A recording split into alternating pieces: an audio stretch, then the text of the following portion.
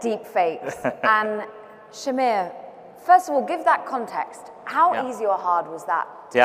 So that was over a year ago, and it was relatively easy back then. Now it's even easier. And not just that it's easier, it's getting cheaper, and the quality is getting better.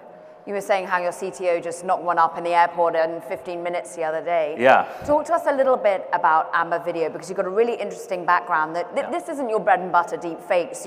You came into authenticating video for probably a more necessary, day-to-day purpose, right? Yeah. The origin of Amber was that a couple of events happened. One was the Black Lives Matter movement, and it was obviously very sad what was happening on the ground, but if you took a step back, it was really fascinating, this movement that was formed in part because of bystander video evidence. And could use as evidence to counter potentially systemic biases. The second was, anyone Star Wars fans here?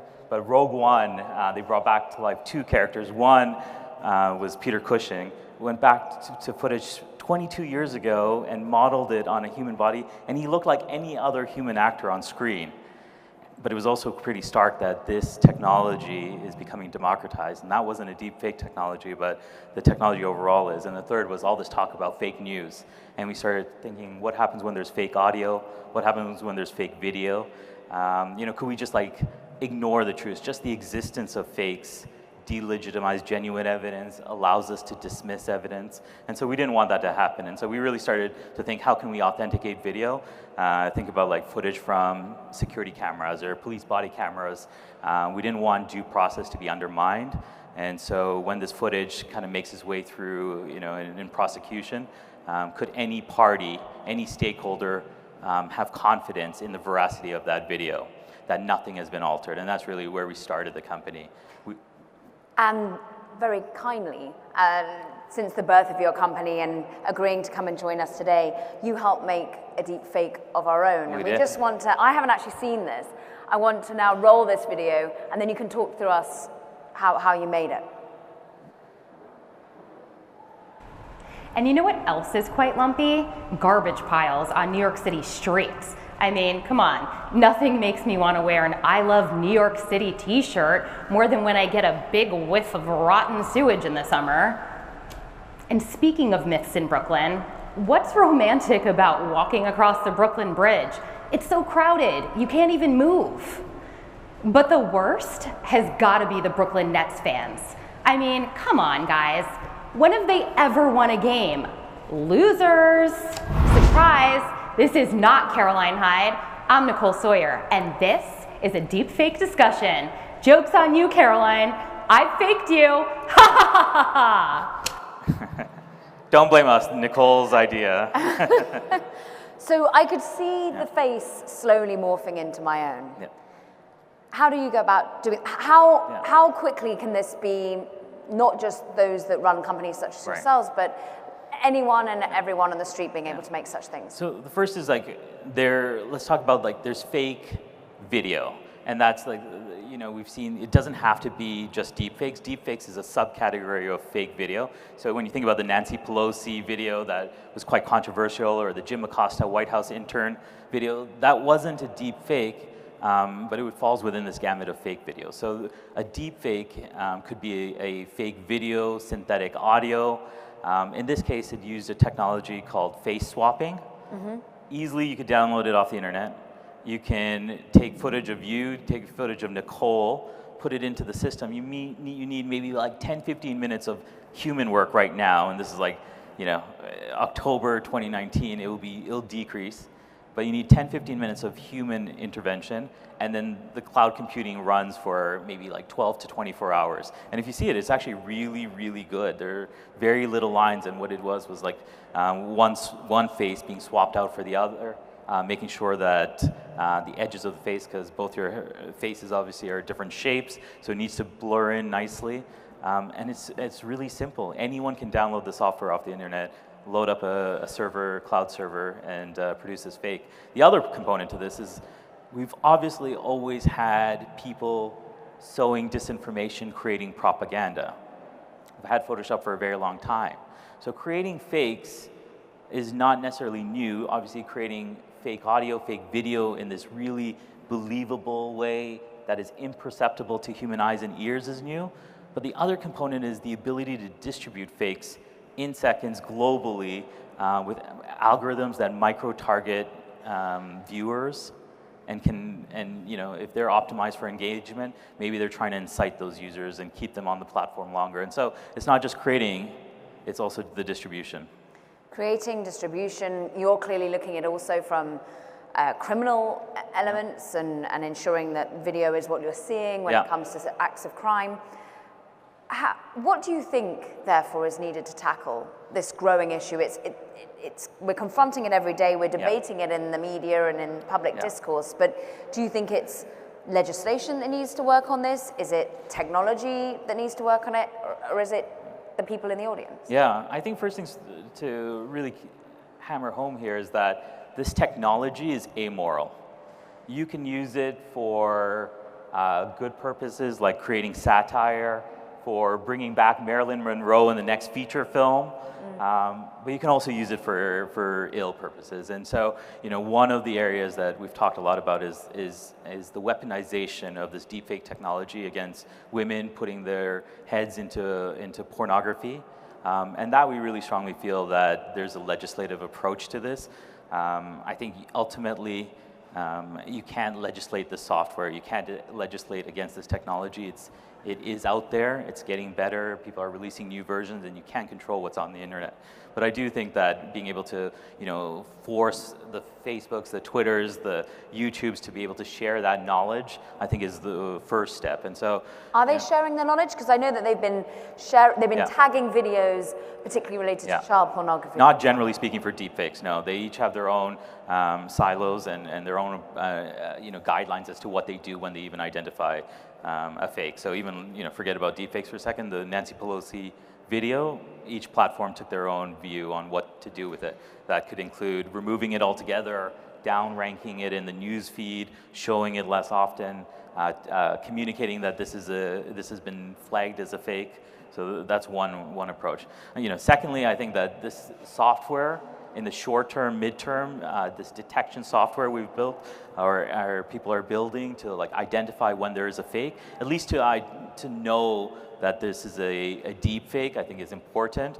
Ultimately, I think that's a losing battle. This deep fake technology is getting really, really good, and ultimately, it will circumvent the detection tools. And really? Absolutely. I mean, the whole nature of this technology is built as an adversarial network that one is trying to create a fake, the other is trying to detect the fake. So even within itself, the infrastructure, the core component is trying to get better and improving this machine learning to improve all the time. So it's a game of whack-a-mole, basically. Absolutely. And the third, you know, what we really believe is the more durable approach is, can we authenticate video of criticality at source? So that could include video that could become evidence, in news, in politics, you know, this kind of video that has an evidentiary quality to it. How do you do that? How do you mark it? Is that when we go to the good old blockchain will save us all kind of technology? I don't know if blockchain will solve it, but what we do need is a number of stakeholders like the camera manufacturers, where we're fingerprinting or watermarking video at the source, and then to be able to track the provenance. One of the approaches is to use blockchain as a kind of database that anybody, any stakeholder can look up and not have to trust each other. So they can look up the record, for example, in the blockchain and say, this video was recorded at 2:02 p.m. on October 29th. That record, because it's the nature of blockchains in theory, is that it's transparent yet immutable. And so any stakeholder, no one has to say, oh, let's just trust the police, let's just trust prosecution. So all stakeholders in that process can have confidence in the veracity of the video, or if it has changed, where it has changed. Who calls you the most at the moment? Like potential clients? Journalists. Journalists. Yeah. Journalists call us the most. Absolutely. Really? Asking what? I think that we were behind on fake news. It means a lot. It's a kind of a loaded term of what is fake news. It means many things to many people. But in short, deceptive blogs with the veneer of newsworthiness or being news, being shared online, right? Let's just call that fake news. And I think that by and large, we were behind on that. On the trend. Yeah, and realizing its danger and its ability to polarize democratic societies. I think it had some impact in the last presidential election. I don't think anyone switched their votes because of fake news, but it polarized communities and societies. And so I think, the realization of that impact, I think, has catalyzed people to say, hey, we need to get ahead of this problem. Synthetic audio, synthetic video. And we have also oftentimes grown up with this slogan in our head that seeing is believing. And that's quickly becoming untrue. And so I think that that's a stark realization, and then I think that journalists want to really put forth this message. And so they're looking at different scenarios, and I think that, so yes, so journalists do call us a lot, but then also, brands, people are concerned as to, could their CEO be deepfaked to, it could be, he or she could be speaking at a conference on a benign topic. Someone takes that video, deepfakes that CEO, so he or she is saying something racist. And that video is going viral on Twitter, and no one knows whether this is a genuine video or a fake video, and journalists are calling and saying, is this true? And the social media team's like, I don't know, and it's getting escalated. So I think companies are another. The Intel community, they're obviously using video and wanting to know that, is this a genuine video? Is this a video that a group has put out there? So your technology is already able to show that, or your technology is already able to watermark? Both. So we have two products. One is on the authentication side, and that's where our software runs at the origin of at the cameras, at the source, and then the other is detection. So it is looking at noise being left by some of these tools. These deepfake technology as signs for alteration. So it's on both sides. But the optimal is where there's numerous stakeholders. Just when you think about the workflow of video, there's camera manufacturers, there's editing software, there's broadcasters, there's distributors, there's the social media platforms. So, the optimal solution is where everyone gets together and say, hey, what we really need is an approach to being able to have confidence in video, and for our users to have confidence and trust in video, especially video of criticality. Again, deepfakes can be used for entertainment purposes, and we're all going to laugh, and it's going to be funny. But there's a kind of seriousness that I think we want to preserve truth. Do you think, in some way, the user has to become a little bit more cynical as well? I mean, not the user, the viewer. And I think it's happening. I think when the kind of popularity of this term of fake news being thrown about, I think has led people to say, is this post on Facebook true or sincere? So I think it's happening to some extent, but yes, sad consequences that we will have to question, we will have to wonder, and it has real impact. I think we talk a lot about social media. I think that Facebook has definitely been under fire, some of it for merit, for genuine purposes. But I do think that a lot is not being discussed. There are other scenarios that are not related to social media that, for example, a candidate is applying to a job, and the company wants to make an offer of hiring, and they're doing a background check, and they come across a video of this potential candidate, and this person, say it's a male, he's saying something misogynistic. Is that video true or not? Just the fact that it might be true, they could pull that offer. So it's real consequences. I do think that there's a lot to discuss on fakes on social media, but there's actual practical examples that I think that we haven't thought through yet. Let's open it out to the audience. I'm sure there's plenty of questions out there for you in terms of the means of these, the way in which they're made. Have we got anyone wanting to ask a question? I've still got plenty, but we'll see whether people warm up and... Everyone's worried. Yeah. Everyone's reflecting. They're suddenly concerned about their own CEO and whether or not there's... Oh, yes, we have one in the middle. Have we got a microphone just able to come to the middle here? You can shout. Well, hopefully you're going to... Are there legal consequences to be put in place for people who do this? Yeah, that's what California has recently proposed. And generally speaking, that there is a movement of when, not necessarily related to deepfakes, but the weapon, revenge porn, and creating some legislation around that. So that's for example, when ex-partners or ex-lovers or ex-boyfriends are releasing intimate footage after they've broken up online of their ex-partner. And so, there is increasing legislation in that area which can encompass deepfakes, pornography, or a kind of revenge deepfakes. But by and large, no. By and large, this is anonymous, right?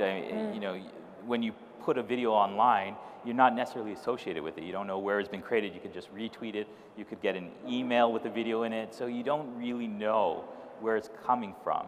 And so it's really, really, even if you could come up with legislation, it's really difficult to enforce. Interesting. Great question. Yes, we've got one just down the side. A microphone's coming your way. If you can introduce yourself and ask the question. Sure. My name's Tarek. Thanks for letting us ask questions. I didn't know we could do this here.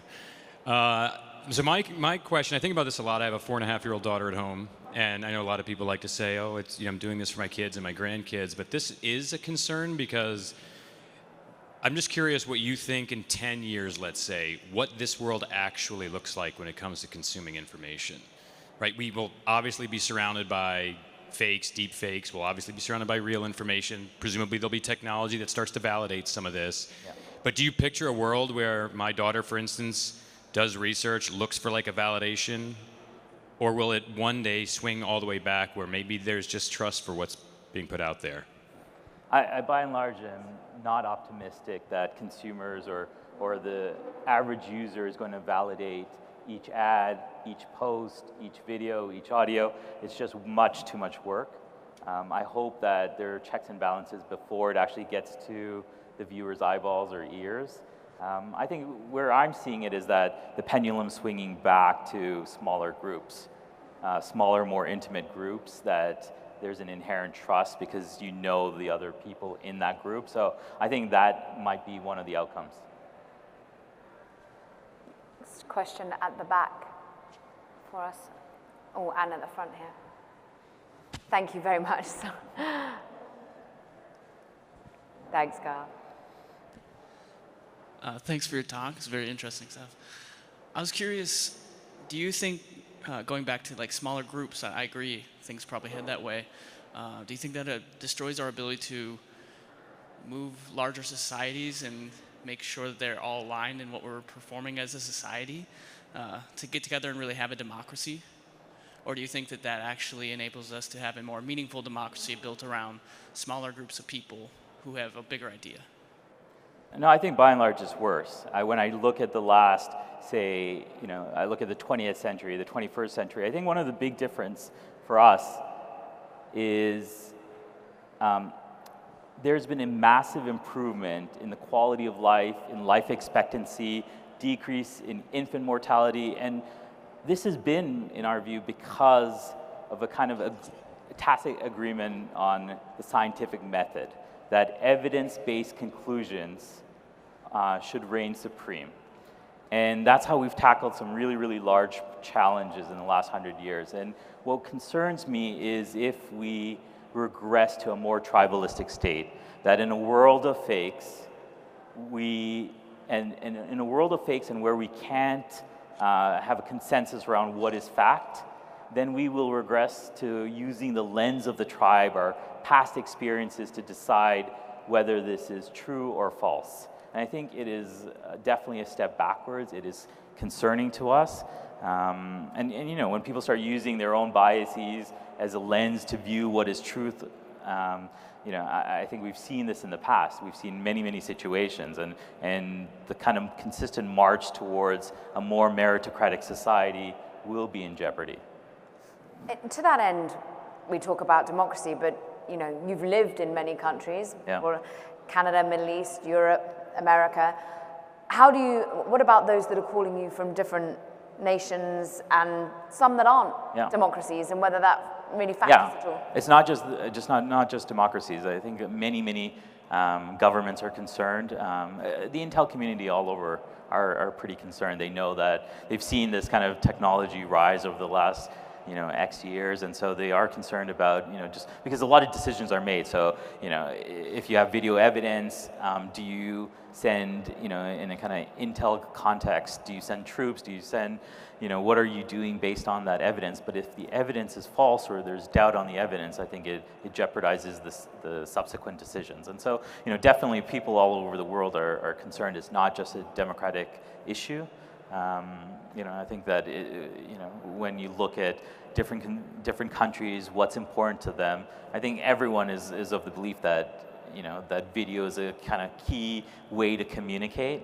Having your people, your supporters, it's an important way to communicate. I got a question yesterday from a reporter who was asking whether ISIS could create a deepfake of al-Baghdadi, and to make it seem like he was actually still alive, and to really undermine the U.S.'s claim that they got him. And your answer? Yeah, I said the specific question was whether they could try to fool the U.S. And I said that might not be the case in this example because they had physical evidence. I think what they would actually create a deepfake, the purpose of creating, for them to create the deepfake would be actually as a morale boost to their supporters, that getting their leader, the U.S. to get their leader would be deflating. But hey, they can show their leader purportedly still alive. And again, in a world where there's no consensus around what is true and what is false, the supporters are naturally biased to believe that that ISIS leaders are saying that their head is still alive. So that's the lens, and so they can really sow distrust. I think there's also people in the U.S. who would say, "Hey, I don't trust this administration. Yeah. Look at this deepfake. Maybe it is true. Maybe they didn't get al-Baghdadi in this case." Very poignant and in the news right now. We have a question just at the front. Thank you. Hi, I'm Harry Sangri. In China, which is a censored world, are deepfakes a problem, and what are they doing about it? A problem? How so? Are they common? A rapper. Yeah. There are more consumer apps that are creating deepfakes in a kind of humorous context, so that's definitely increasing, and it's kind of for levity purposes.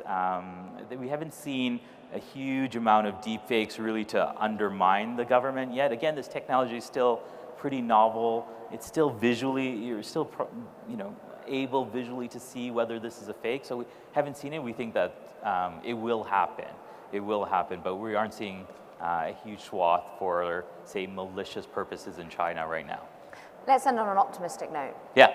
What are you excited about in terms of the technology you're building and the way in which we can counteract what seemingly could be quite scary? Yeah, I mean, what excites me is that we're actually having this conversation, that deepfakes today are not here creating this massive damage. Again, we were behind on fake news, and I am excited that we're actually having this discussion about synthetic audio, synthetic video, the implications to society. And I think that's really the first step. I'm seeing with the stakeholders I was mentioning in that kind of video, in the video workflow, that people are really interested. Companies are really interested to say, can we come up with a common unified framework?